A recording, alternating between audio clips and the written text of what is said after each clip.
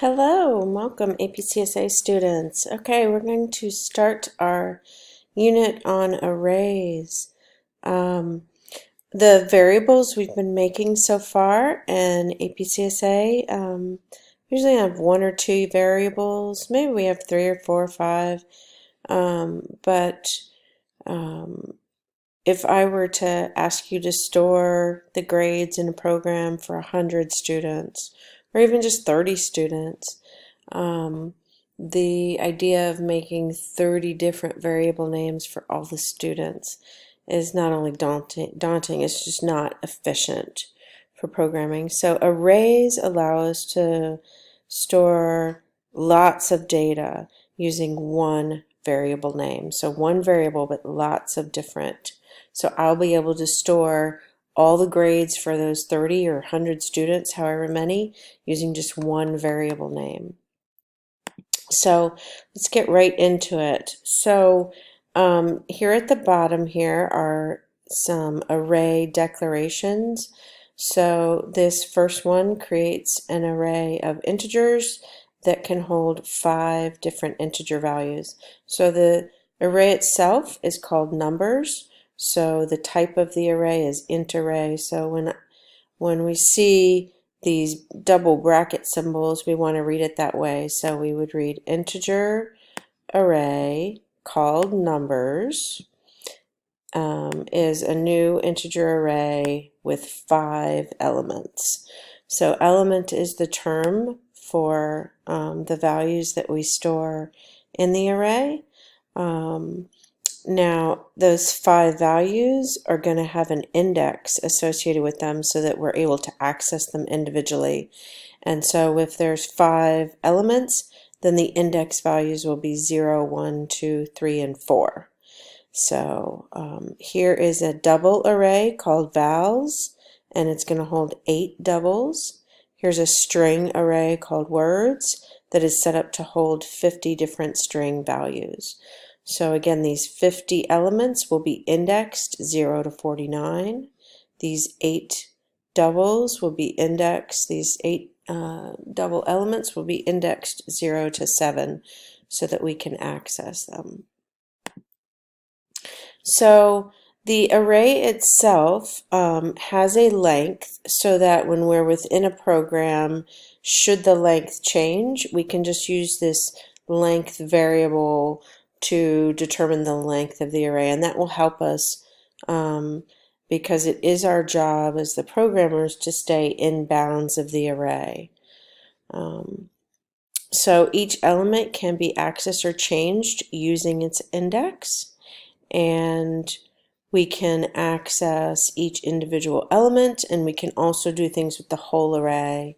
So we will be doing both, but mostly we're accessing individual elements, but then we might pass the array for a method to use or something like that.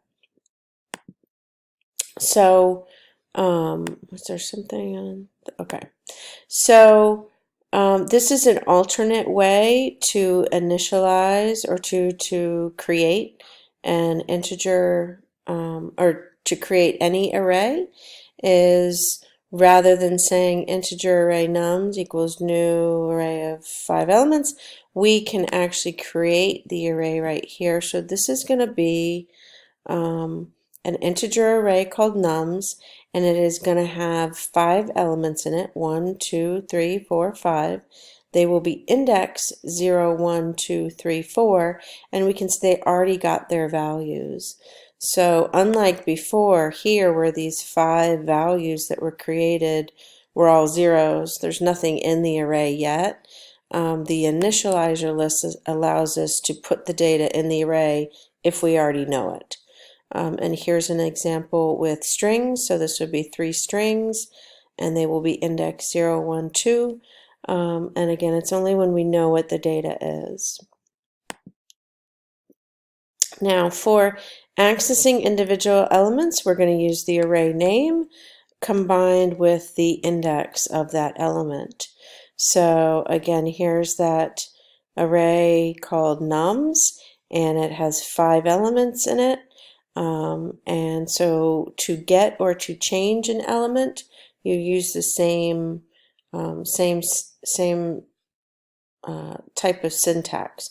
So here, if you say nums2, that's going to access box 2 of the nums array. And what's important to remember is that we start indexing at 0. So this is actually box 0, this 5. The 3 is at box 1, and the 7 is at box 2. So this statement changes that 7 to a 45. Here on this line, to get the total of some elements, we could get the element from box 0, the element from box 3, and the element from box 4. I usually say box 0, 3, and 4 just to remind just to help students remember that this array has several different storage boxes or storage areas for different values. So num0 would give me the 5 because that's at index 0. 1, 2, index 3 is the 0, and index 4 is the 9. So this total comes from 5 plus 0 plus 9. 5 plus 0 plus 9, which is 14. So here we're setting. So you can see that accessing the element itself, the syntax looks the same, array, element, and index. Now, as I said earlier, it's up to you and us as the programmer to stay within bounds. So if we are looking at this array up here called nums, and we said it's got a length of 5, but the indexes are 0, 1, 2, 3, 4, then if I try to access something in that nums array at index 5, this is going to be a green throw-up situation that happens at runtime. This is not a compiler error, but it will go and try to get something, and it'll realize that the 5 is out of bounds. So one of the biggest challenges throughout the year is to stay in bounds for the array and not go out of bounds, because this is a big error. This is a point off on a lot of the FRQs for the AP exam. Yeah. So here's an example. Now notice that here the declaration of the array has been separated from the initialization. So even though I gave you this to begin with, just like a regular integer variable where we could say int num equals 5, we remember that int num is the declaration piece declaring num as an int, and then the num equals 5 is the initializing, giving it its initial value. So similarly, an array, this is the declaring nums as an integer array, and then immediately following, it's initializing it to be an integer array of 5 elements. Now, I believe it did say earlier, but just to emphasize that each one of these array names, it can only hold one type. So this int and int has to match, this double and double, and you can't really mix elements in the array. So back to this integer array. So at this point, there are 5 zeros, so that it does automatically put zeros into the array. And then here we put a 5 into box 0, so to speak. So here's the, oh, I actually want it like that. Let's fix it. So usually the index is shown outside, and then the elements are shown almost in boxes. So here in box 0, we store the 5, and then nums box 1 gets the value of 3. We see that here. Nums box 2 gets the value 7. Here's index 2 gets the value 7. Box 3 gets the value 0. And nums 4 at index 4 gets the value of 9. So this array, if we were to print out nums.length here, we would see 5 because the length of the array is 5. The index values go from 0 to 4. So the output for these print lines, we would print the element in box 2 is a 7.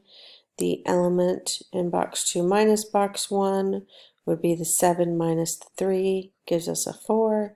And the num length, like as I said, was 5. So I just want to show you quickly in JGrasp, and then the next video we'll talk about traversing the array with a loop. But I have the code for everything we were just looking at in this method here called array mechanics. And so that here, right here, I just call that array mechanics method. But I want to just step through a little bit. So I'm going to put my little stop sign, and I'm going to hit my bug here. And I'm stopped right here on this line. And I'm going to step through. And as I step through, you'll see here that now numbers shows up over here for the numbers array. And if you click on the triangle, you can see all the values for that array. And as I said before, they get initialized with zeros. So automatically these 5 boxes for numbers got filled with zeros. So if I step through, now vowels has been created. I can see the vowels array has all these 0.0s because it was a double, so I have 8 of those. You can see the index values, 0, 1, 2, 3, 4, 5, 6, 7, and no 8. I'll step through and we will see the string array now, and we can see what strings are initialized to, and we can see that those 50 values are initialized to null. Now, it's not going to show you more than 9, but you can, if now I'm right-clicking and view value for words, this is, you can see the visually what it looks like, and you can page over and you can see all 49 boxes there for the string, and this dot indicates null is filled in there. So as we step through, this creates yet another array called nums, and we can see that initializer list gave it the initial values 53709. We step through again, and we will see the names. We can see Bob, Otto, and Anna.